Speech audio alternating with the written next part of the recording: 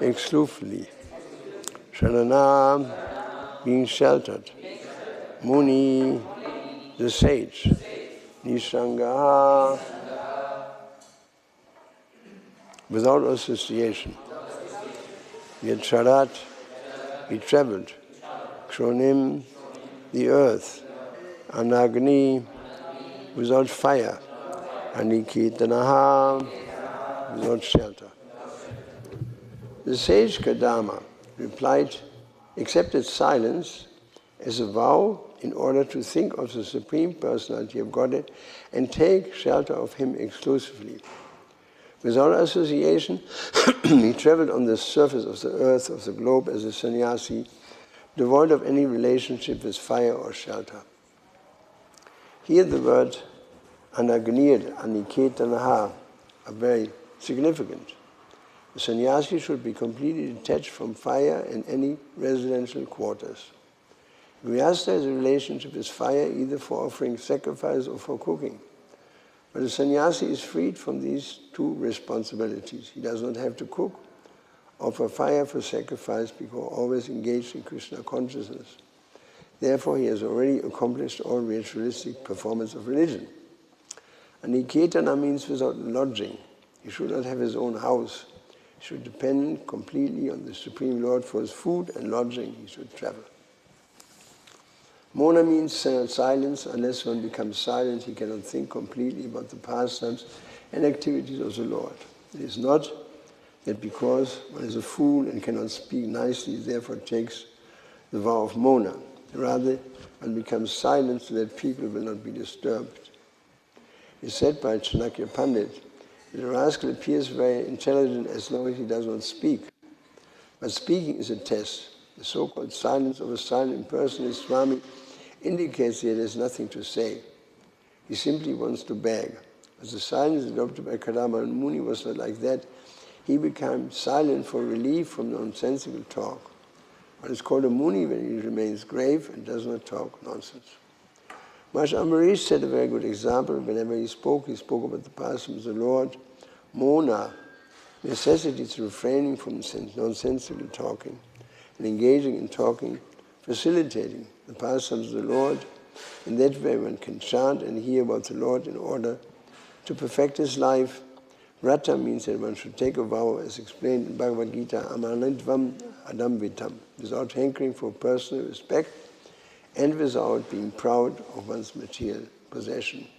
Ahimsa does not mean violent. There are 18 processes for attaining knowledge and perfection, and by this vow, Kadama Muni accepted all the principles of realization. Omagyan midandas yaganandana shalakaya chakshur vritamina tasmai sigurave namam.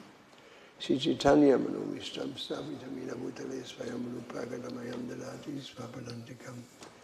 Sri Krishna Chaitanya Prabhu Nityananda Sri Advaita Gadadhara Sri Gaur Bhaktivinoda Hare Krishna Krishna Krishna Hare Hare Hare Rama Ram Rama. So, he is, Kadama Muni, is a classical Vedic sage who lives alone, who has no home, and who doesn't cook. This is, of course, far from our present situation. We need food by all circumstances, and Prabhupada accepted food on the minute. It was exactly the time when he wanted to eat, 1 o'clock, not 1 minute later, otherwise Prabhupada would become upset. Because he had his service, his schedule, all day mapped out. And so prasadam took place at that time, and he wanted to eat healthy, like he liked the chapatis when they were blown up. He didn't like chapatis when they're not blown up. They're not mature, not so easy to digest. And so I remember Hare Krishna told me that one time he made a chapati for Prabhupada that was not blown up. And Prabhupada said, take this back to the kitchen, bring me another one. And he brought another one, it was not blown up. So Prabhupada, what's the matter with you? He said, Srila Prabhupada, the chapatis don't blow up, there's something wrong with the flour or something. And Prabhupada got up and he went into the kitchen and he made a chapati. And it didn't blow up. In Harikesh, he giggled behind the hand, you know. Prabhupada didn't like that at all. Prabhupada didn't like that. He made another chapati, blew up like this, and he took the hot chapati and threw it into Harikesh's face, and then walked away. Later, as time went on, he refused to take prasadam from him, actually. There's a whole story about it, but I'll not talk about it. It's not a very fortunate story. But he refused prasadam to take any offering from him. And because he was in a bad way. So anyway, normally sannyasis depend on householders to feed them. And my experience is, I'm not a sannyasi, but well, I don't have really a place. I travel. I have a place in Vrindavan, but I'm hardly there. I travel and preach and sing, and somehow or other the prasadam is on my table. Not in time, sometimes it takes some time, but altogether it's there. And so I find when traveling and preaching, you don't need much. You don't need much because everything is supplied. And there's a room there, there's a bathroom there, there's some prasadam, and then there's facility to preach. And so what more do we need actually? That we can preach Krishna consciousness. As long as we can preach, there's a time then the body cannot move anymore. But I pray that I can preach as long as possible and speak about Krishna consciousness. Now, there are so many anarthas, as it says here, and one of them is to talk nonsense. Now, I wanted to actually talk about this a little more yesterday. I started about the list of anarthas that were given by Srila Bhaktivinoda Thakur and Sikh Samrita, in his Sikh Samrita. So this is very significant, and listen very attentively. I didn't get to that. I moved into another direction. But he says initially, demons inside. Srila Bhaktivinoda Thakur in his Sri Chaitanya Siksamrita describes the demons killed in his Vrindavan pastimes and the anarthas, unwanted things, for which they may be associated. Now, I personally don't understand very often why a particular demon is associated with a particular pastime. But I will find out. I will write Burjan and Bhanu Swami, and there's some like Mukunda Datta. They're scholarly people, and I'm not a scholarly person. I'm a city preacher, basically speaking. I can preach in the city, but otherwise, I'm not a scholarly person. And I will ask a scholarly person, which I always do, if there's some question, that why did Bhaktivinoda Thakur associate Putana with a pseudo-guru? Or why is Sakatasura, the cart demon, carrying the burden of a cartload of an old and new bad habits? Well, I can see that. He carries the burden of a cart load of old and new habits, lethargy and vanity. Lethargy is there, that we are lethargic. Sometimes we don't want to get out of bed, and sometimes we are attracted by vanity. I mean, the main place for vanity is Facebook, where everybody talks about himself. And a lot of people talk about themselves and showing what a nice body they have, or how they're eating all kinds of food together with friends, and there's no end. Facebook is vanity bhavan. You know, there's also positive things there. There's preaching there. I do myself, put some material there, and sometimes I learn it, I hear something, I learn something, but there's a lot of vanity involved. And so vanity means that we are attached to some uses, whatever it may be. And so it is there in everyone. Listen to these Anaitas, this pseudo-guru, that we think ourselves to be a great spiritual master, but we are not. We are small guys. And somehow or other Krishna may be kind and speak through our mouths, because by the end of the day, it is the super soul. Sarvasya Chahamridi Sannivishtu Matasmiti Jnanamapuram Cha. If Krishna doesn't want us to speak, he doesn't allow us to speak. There was I don't know if I told you, in my boarding school there was this man, this boy, who prepared his final lecture, his final leaving. No? There was when we left our boarding school, which was a really nice school, everybody had to make a little speech. All the teachers were there, parents were there.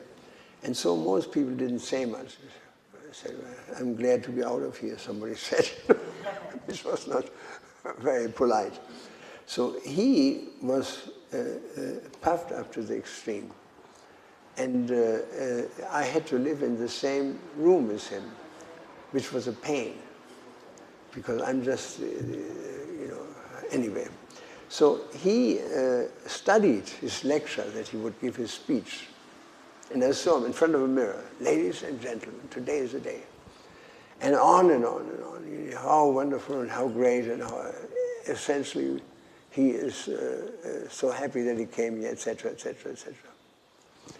So this went on for hours. 1 day, 2 days, 3 days. He was rehearsing his television facial expressions, so to say.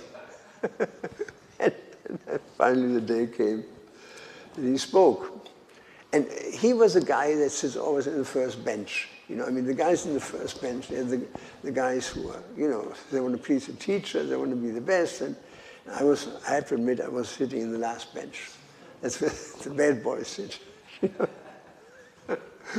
And so people hated him because he knew everything better and was always teaching everybody. If you say he did something wrong, he said, that's wrong. You know, so he had a nerve. And so he spoke. And he said, as he was rehearsing, ladies and gentlemen, with a smile, today is the day that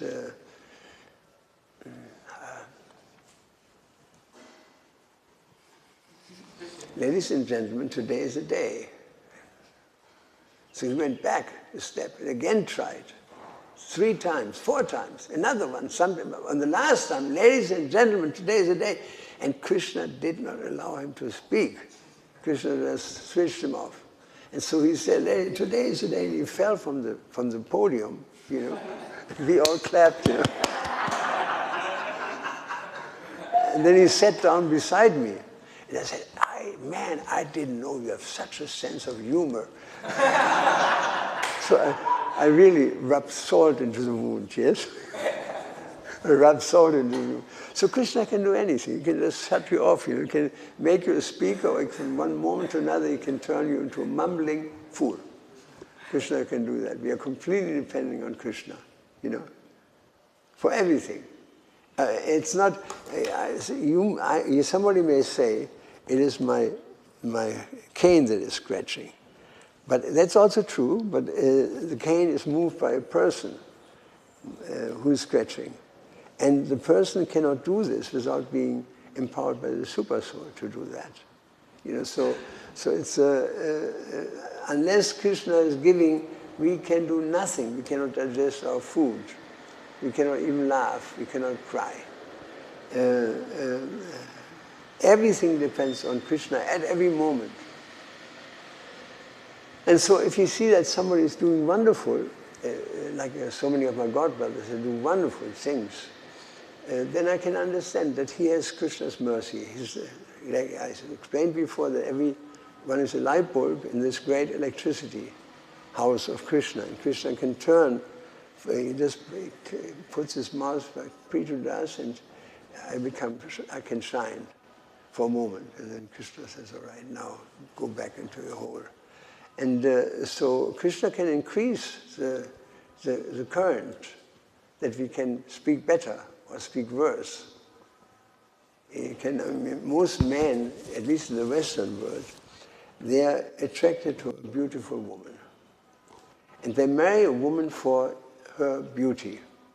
And every time they go out with her to some meeting, or they say, don't speak, don't say anything. Because as soon as she would speak, everybody would understand that she is a fool. That's foolish. She can't speak, but she's very beautiful. She said, don't speak, don't speak, don't speak. He's a professor. And he takes his wife to some meeting with professor, some dinner or something. He said to his wife, please do me a favor. Because as soon as she speaks, it becomes clear that she's foolish, that she's a fool, right?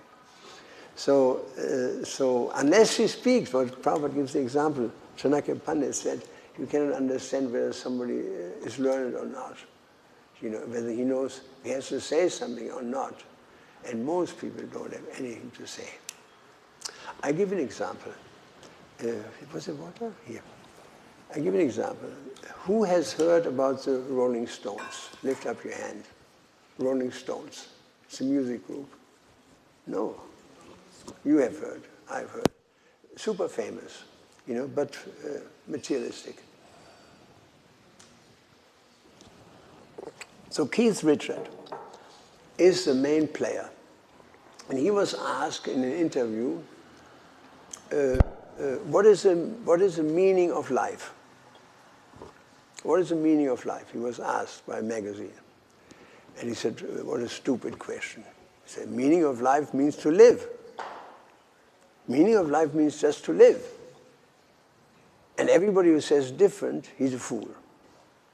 So that means everybody who says no, it's not to live, it's to serve Krishna, he's, in his opinion, a fool. Why is he saying that? Because he's a fool.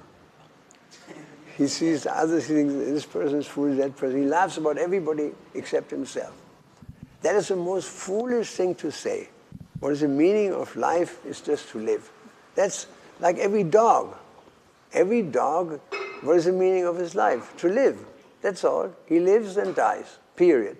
No advancement unless you throw him a little chapati.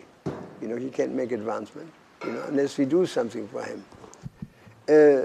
Most animals, their life is useless unless they give. Like we have these cows, for example. They give milk to Krishna, and the milk is offered, and the cow is highly beneficial. Therefore, the cow is a very beneficial animal.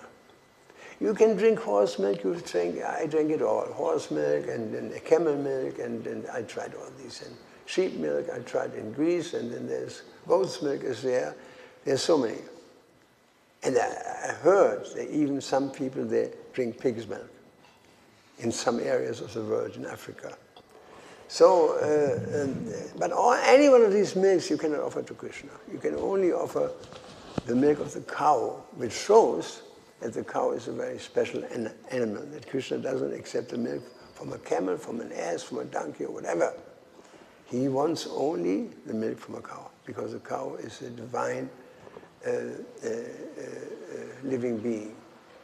It is designed by Krishna in such a way that she is 100% beneficial. Even when you when your finger, you may have an open wound on your finger, and you get in contact with any type of stool, including human, it gets an infection.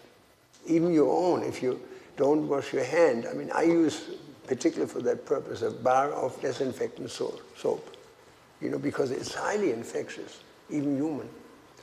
But cow stool is all good. You can wash your baby. You can clean the temple. You can, it's antiseptic. The urine of a cow, highly beneficial. The hide of the cow, If the cow dies naturally, then you can make leather, not otherwise. And for shoes, leather is the best, because it is breathing, but not the leather acquired by violence. But so the cow even gives the leather. And the carcass you can give to the animals, or we dig. I don't know what they do here, but we used to bury our cows, as they're not being, dogs are coming and ripping a piece out of her or something. Bury them in the ground. And you can plant a tree on it. You can plant a tree on it, and the tree lives on that carcass of the cow. So it's extremely useful animal. And you can use it for pulling. A cow in Vrindavan, when I came in the beginning, I wanted an Almira. And the chowkidar said, well, I get you a bullock cart. And that bullock cart was trained, the bullock was trained to go to Mathura and back. That's all. That's all. Another, if you want to transport something to Agra, you have another bull. You have another bull. Every bull knows this particular kind of, and one guy sits on top and he falls asleep, the bullock cart, and when it reaches what's this, Mathura or something, then he stops. And the man wakes up and says, all right, now. And he tells them, go to the right, go to the left, Siddha. You can tell this to cows, they can understand this. Horses cannot. They're not so intelligent. You have to pull to the left side or to the right side, And if you want to go faster, you have to kick your heels. There's even some sort of a thorn there for this purpose, because they're dull. They're friendly, but they're stupid. They're not very intelligent. And cows are very intelligent. I've seen on the internet, the farmer, he closes the latch. And then the cow comes from inside with the tongue and wraps it around and pulls the latch out. There's not one thing that this can be done by monkeys. I open my latch 30 times a day, in my veranda. And inside, they can smell it. It's the fruits there, and grains there, and chapatis there, and whatnot. But they've never, ever been able to open the latch, because they're not that intelligent. They're not intelligent. Cows are, Cows. On the internet, you can see there's a cow, she wants to drink milk. So with her horn, she pushes down the pump, and then goes and drinks. And then again, she uses her horn to pump. And I've never seen a monkey doing that. Cows can do that. They're intelligent, much more intelligent than people think. They say, a stupid cow in Germany. She's just a stupid cow. They're not stupid at all. They're very intelligent, And cows they have an enormous capacity to heal. If you have depressions, in Holland, you hire a cow for 1 hour, because you $100. And then you can go to the cow, and the cow comes to you, she cuddles with you, and after 1 hour, you feel relieved. And people come every day. They pay a fortune, $3,000 a month, to associate with a cow. They feel relieved from their anxiety. She's a mother, So what a useful animal it is. How useful a cow is. That it can relieve a person from depression even, And where there are cows, Prabhupada says there are no ghosts. There are no ghosts. Cows go away where there are ghosts. They're protecting a place from ghosts, cows. And so many things we can say about the cows. Now the only question is, how did I get there? How did I start talking about the cow? Anybody knows? I lost track. Which happens when you go so far out. Huh? What? Shakatasura, yes, I see that. So anyway, Srinivata, false pride. Now see, everybody has some false pride, which comes from material scholarship, which leads to bogus philosophies. I mean, these scholars write one book after another, because they want to show their intellectual prowess. They want to show their prowess, Their whole life, they study. Like yesterday we heard about this Solzhenitsyn, right? Solzhenitsyn, remember? Did I say yesterday about Solzhenitsyn? Famous Russian writer, very religious, deep religious writer. He was in a concentration camp, Gulag, Archipelago Gulag. And in this book, there's some amazing things which are very Krishna conscious. So he said, when I was young, I heard old people saying the reason why Russia is suffering so much under communism is because people have forgotten God. People have forgotten God. And then he said, then I studied every book about the Russian Revolution. I studied every piece of literature. I interviewed many people. For many years, 50 years of my life, I in fact wrote 8 books on the effects of the Russian Revolution. Why 60 million people were killed. I tried to find out. And now, at the end of my life, I honestly say there's no better explanation as what I heard 50 years ago, that all this is happening to us because people have forgotten God. So these people were already there. He could have accepted that conclusion 50 years ago, but he had to study and study and study and study to come just to the same conclusion that his grandmother told him 50 years before. Right? So they get sidetracked in so many ways by false pride, and not just scholars. We have this false pride, we are proud of something. Nala kuvera and manigriva, arrogance, pride, which comes from puffed up prestige, which is rooted in madness for wealth. So we find this arrogance in us. Sometimes people are so arrogant. One previously famous preacher in ISKCON, he was very good at preaching, but people knew he was really, really puffed up. And so he was interviewed in the Vatican, not in the Vatican, in Rome, by national TV. And of course, whatever is a national, the Vatican hears it. They're watching everything that's going to be preached in Italy. And so he was asked by a journalist and said, now, what is your position? Are you representing God? He said, yes, I'm the representative of God. And so far so good. Then the journalist said, but Jesus is also the representative of God. What is the difference between you and Jesus? And his answer was 2,000 years. And that was such an incredible, preposterous statement. And not more than 6 weeks he fell, and he was never seen again. You know, it was just such an offense to elevate himself on that level, and I knew he was not. You know, I mean, what is he trying? Who is he trying to fool? You know, so you see, this is there. Gross materialistic intelligence, ignorance of knowledge. You can go through all these qualities: brutality, treachery, intercommunal discord among Vaishnavas stands for extinguishing the forest fire.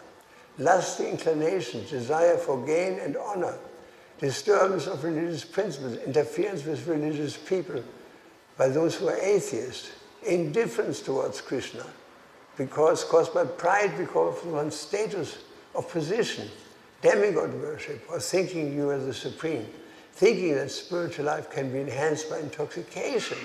There was one devotee, I will not name names, I have given up this idea of saying who it is, but there was one devotee who was a servant of Prabhupada, and he said to another devotee who is not implicated, he said to this devotee, Prabhupada has some back pain, and he said he would like to use some bang to massage his back.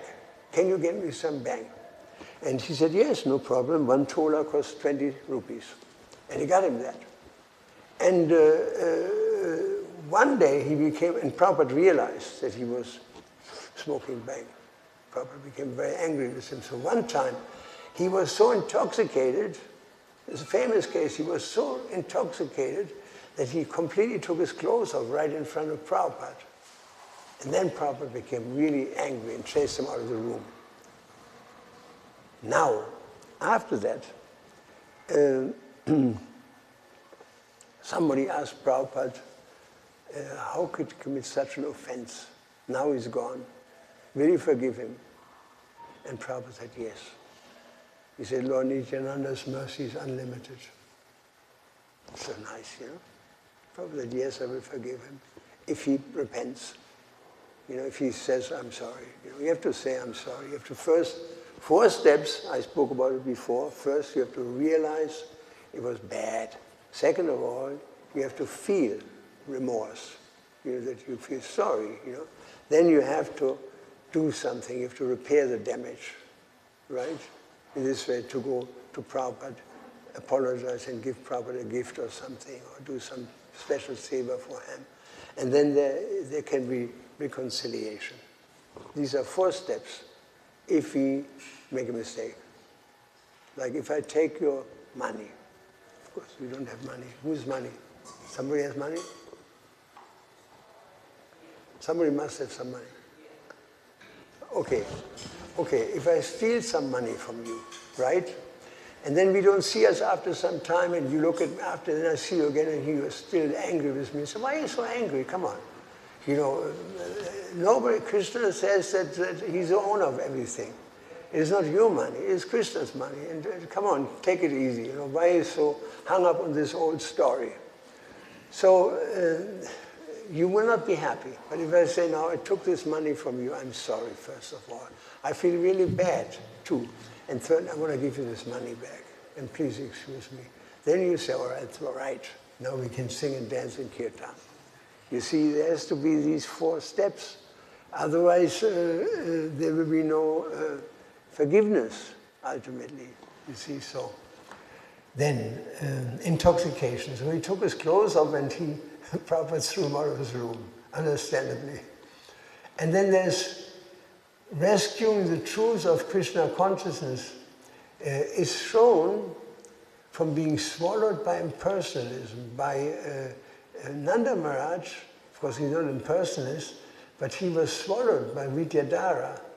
And so by freeing him, it's like freeing somebody who is swallowed by impersonalists.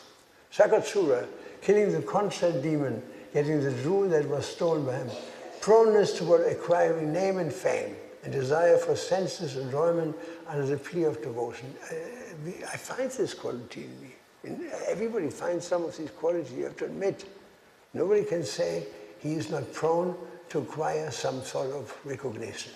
Aristasura, pride arising from indulging in false religion, invented by cheaters, that you say, you give me some money and I will show you God. It's a classical example.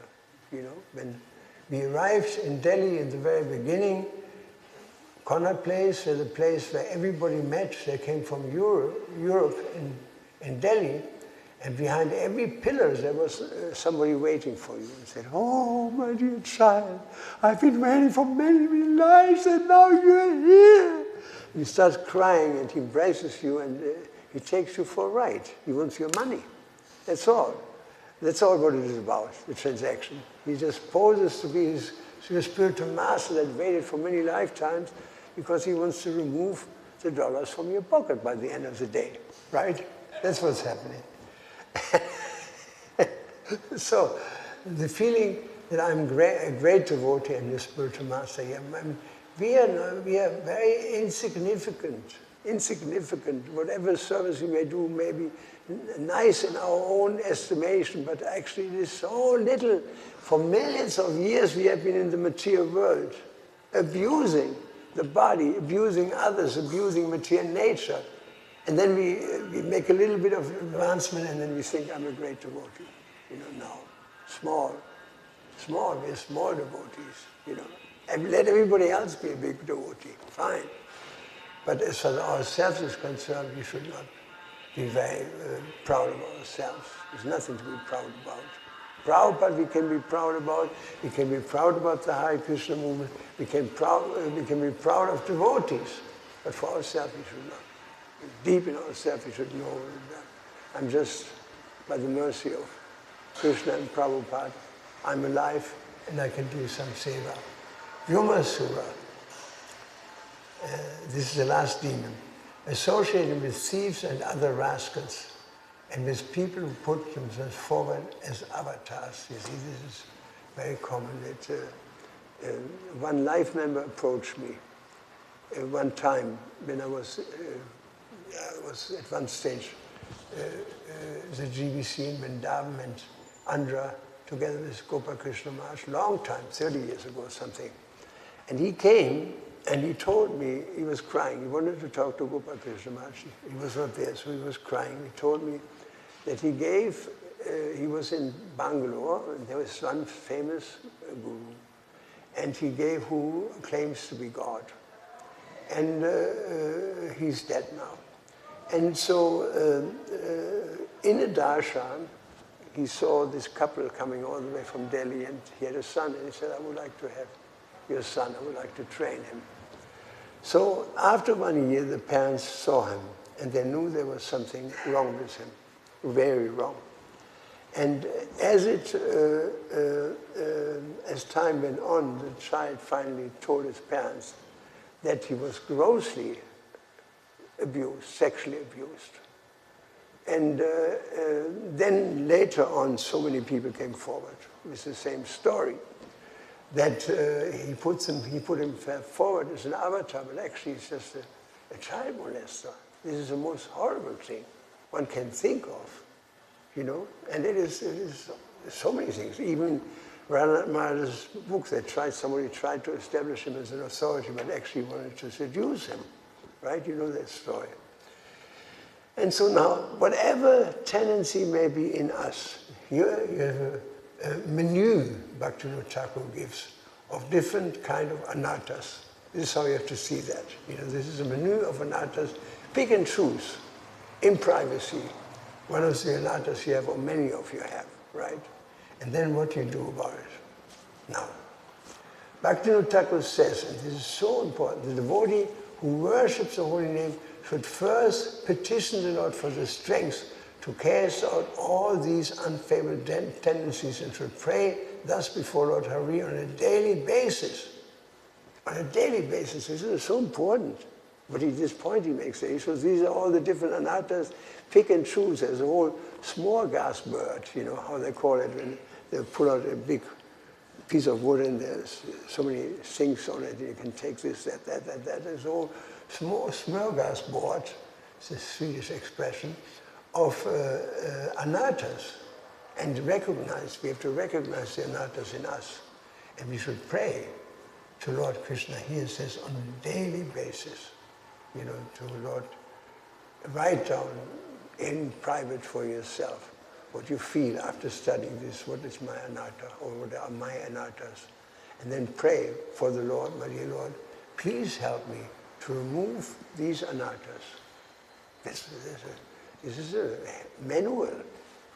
It's a manual. You agree? You understand manual? The computer is a manual. This is a manual how to deal with anarthas in ourselves by Bhaktivinoda Thakur. Then he says, by doing this regularly, the devotee's heart will eventually become purified. Sri Krishna has killed a number of demons which may rise in the kingdom of our heart. So in order to destroy these demons, a devotee must cry very humbly before the Lord and admit the defects. And then the Lord will purify him from all contamination. It's such a wonderful thing.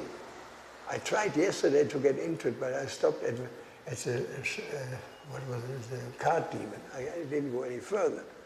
But it's so important to understand this, that yes, anartha is there because every human being, as Prabhupada says, I want to read to you this, where is this? Fault and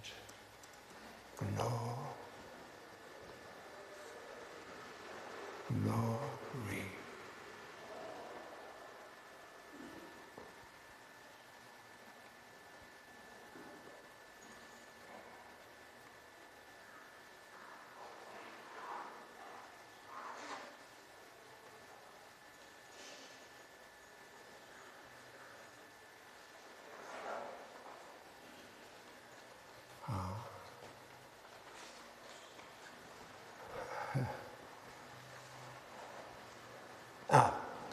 Pandit Haridas, it is from Chaitanya Charitamrita.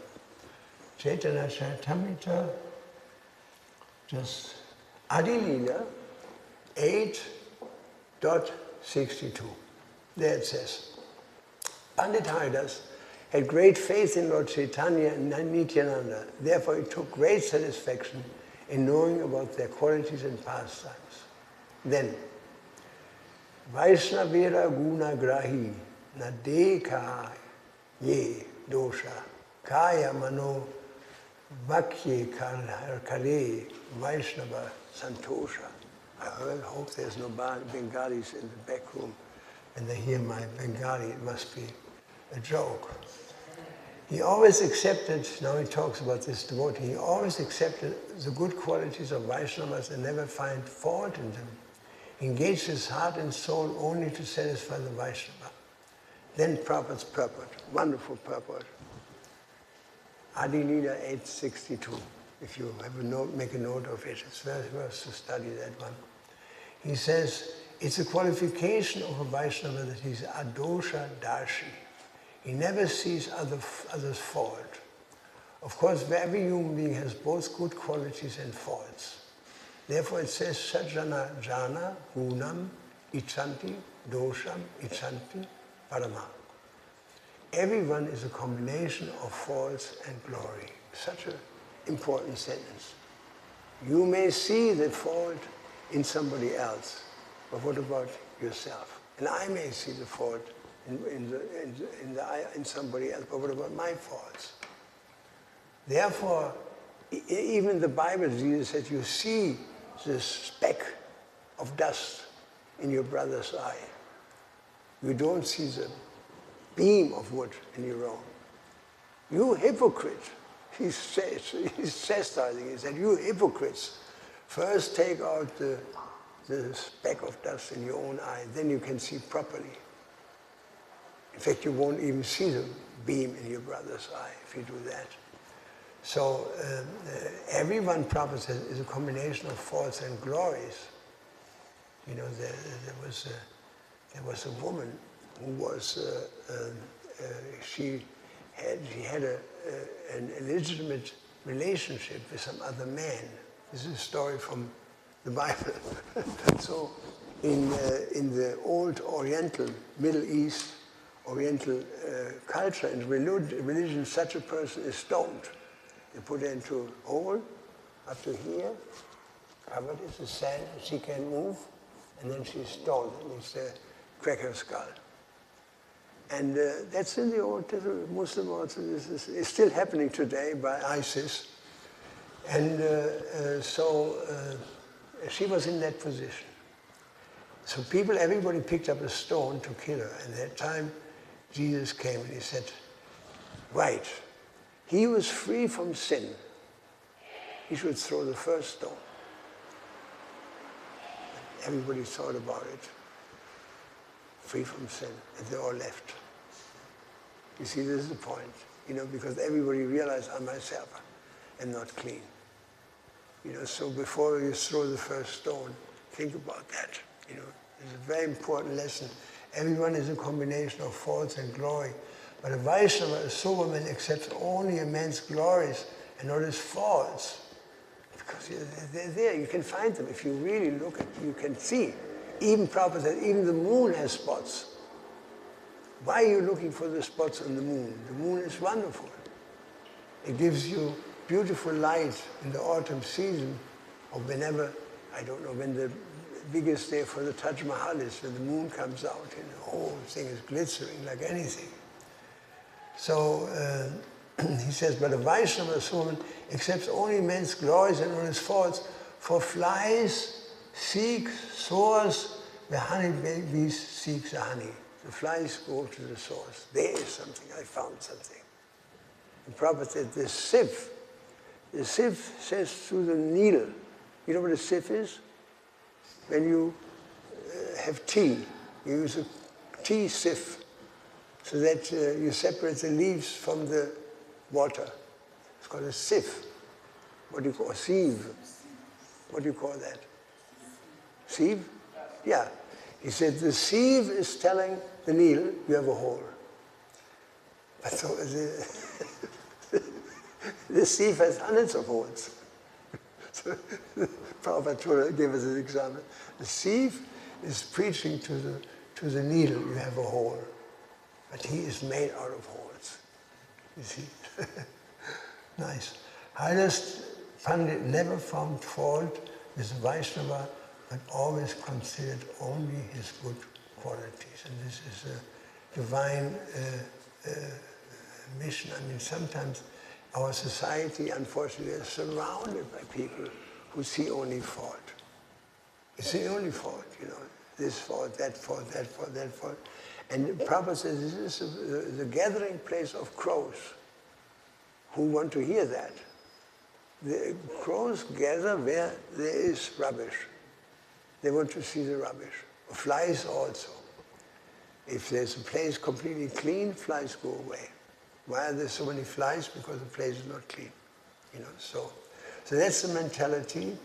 And I advise all of you, I do the same thing, to study in Chaitanya Charitamrita this verse, Adi Lila 862, and then study the advice of Bhaktivinoda Thakur, how to deal with anarthas that are in each and every one of us. There is some anartha unless somebody comes to the platform of that he is pure, purified, is a pure devotee. Prabhupada had no anarthas, but anybody else, you know. And so let's be busy with our own anarthas before we cast the dice on anybody else. This is an important lecture for all of us, including myself. You know, I'm preaching to myself and I give this lecture also. Very important. And although Bali Maharaj did not bow down in front of Vamandev, Vamandev understood that he wanted to bow down, but he couldn't because he was in the presence of the demons. He's the king of the demons. At the same time, his spiritual master is there, who is demonic. So in his mind, he offered his obeisances to Vamandev, and Vamandev accepted. Because God sees only the good. He sees, every living being comes to this material world and Krishna is planning how to get him back. Because there's parts and parcels, he wants to have them back. And so he has a program for everybody. Somebody has to take birth because he was very arrogant in one life and rich. Next life he becomes a pauper. Or somebody, he was very, this anartha, or he fall into this position. But Krishna is working on us, on each and every one. And so if we find fault in somebody, we should think of our own faults, and we should not try to convince a person unless I'm in a position of authority, and understand that there's not much I can do about a person except giving him basic things, holy name, prasadam, harinam, Krishna conscious books, that we can do. You know, but beyond that, he has to do the work. You know, you can tell him, but he has to do the work. So, Hare Krishna, this was my last day here. Tomorrow morning I will go. So, be patient. It's only another 20 hours or so, and I'm gone. It was wonderful. I had great pleasure being here and meeting you all, and have kirtan with you and you with me, and be able to give some lecture and this and that. It was nice. And Hare Krishna. I wish all of you that you do me one favor, you pray to Lord Nrsingadev to save this poor Prithu Das. That would be good. I pray for you, you pray for me, we make a deal. In this way everybody is benefited. Srila Prabhupada ki jai, Srila Prabhupada ki jai, Srila Prabhupada ki jai. Hare Krishna, Krishna Krishna, Hare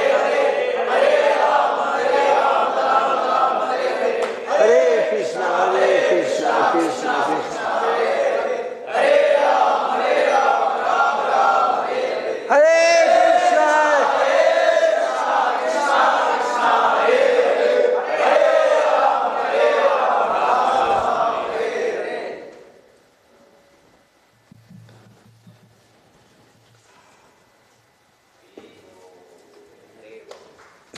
Hare Krishna. Thank you very much.